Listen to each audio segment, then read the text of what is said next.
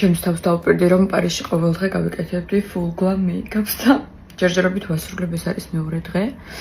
Reverse eyeliner.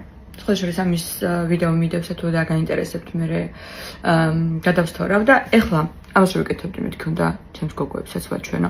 ჯერ სახე გავიკეთე და მე თვალები და თუ ასე ხართ ხოლმე და მე თვალზე გიწევთ ქვედა კუთთოზე შავი ჩრდილის წასმა, ხო იყრება ხოლმე სახეზე. უნდა გაჩვენოთ ერთი ხრიკი.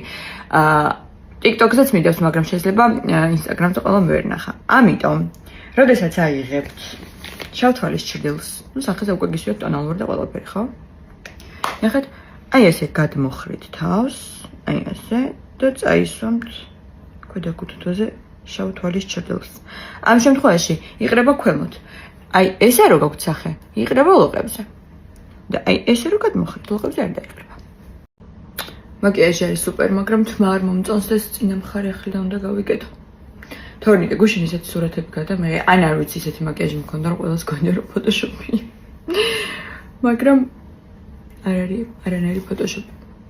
ოღონდ აი ესეთი მაკიაჟი მქონდა და თან ფლეშით გადამიღო და მართლა ძალიან ლამაზი გამოვიდა.